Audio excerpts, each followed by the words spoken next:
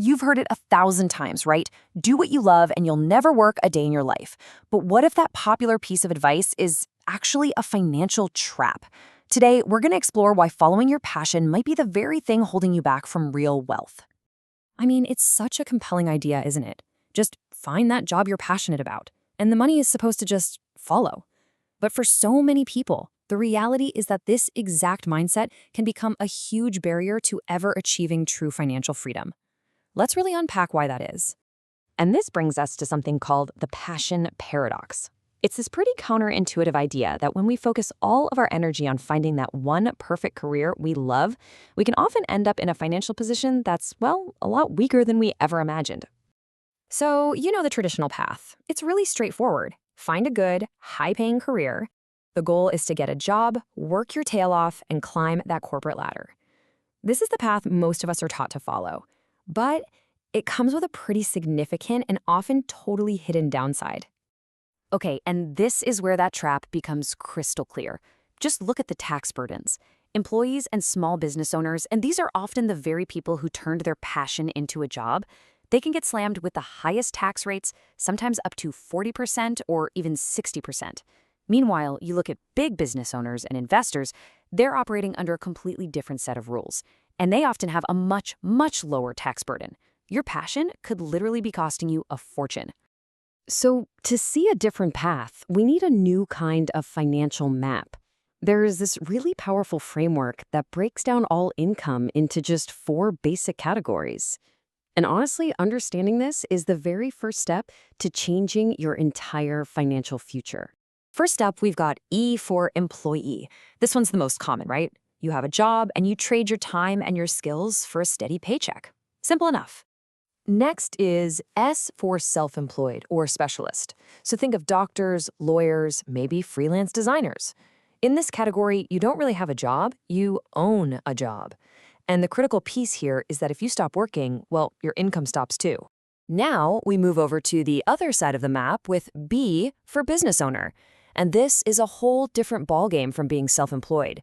A B owns a system. We're talking a large company, maybe 500 or more employees, that generates income whether they're physically there working or not.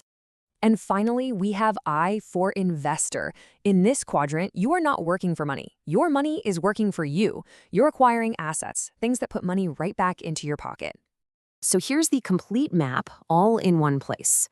Most of us, especially those of us who are told to follow our passion, we end up living on the left side of this quadrant as either employees or self-employed. But according to this framework, real wealth and real financial freedom, that's typically built on the right side as business owners and investors.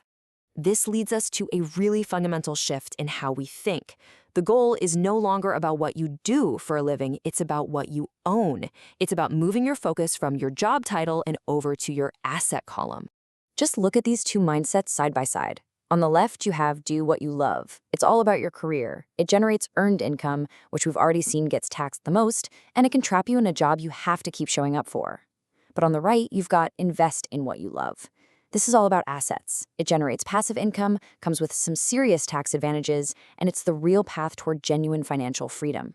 So what does it even mean to invest in what you love? Well, it means you can still follow your passions, just in a different way. You love architecture? Don't be an architect. Buy real estate. You're passionate about innovation? Build or invest in a business. It's about channeling that interest into acquiring assets that actually generate income for you. Now look, this shift is not easy. Moving to the right side of that map demands a serious commitment to learning.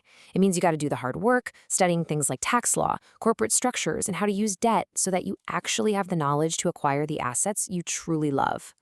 And as you're building that financial knowledge, there's one critical concept you absolutely have to master because it basically determines the level of risk you're taking on. And that concept is liquidity. To put it simply, liquidity is all about how quickly and how easily you can get your money out of an investment, especially if you suddenly realize you've made a big mistake. And this right here is a crucial trade-off. Liquid assets, things like stocks, they're pretty easy to buy and sell, which makes them safer for beginners. Illiquid assets, like a business or a piece of real estate, they're much harder to get out of. You can't just sell a building overnight, you know? And that's exactly why they offer potentially higher returns. You're getting compensated for the risk of being locked in. It means you have to be right before you buy. So the rule of thumb is simple. The less liquid the asset is, the higher your financial IQ has to be before you ever invest a dime. You have to be smarter going in because, well, getting out is the hard part. So, with this new map in mind, what does it all mean for you? It really comes down to reevaluating your financial goals and what you're actually working so hard to build. All right, so here's a quick summary of that mental shift. First, you've got to understand the map, the 4 ways income is earned. Second, decide which quadrant is your long-term destination. Where are you headed? Third, start to shift your focus from just doing a job to acquiring assets. And finally, you have to commit to building the specific financial education you're going to need to succeed on that path. So ultimately, this whole framework leaves you with one really powerful question that could completely change your approach to work and money. Forget asking, what do you want to be when you grow up? And instead, ask yourself this. Is your primary goal to build a career, or is it to build assets?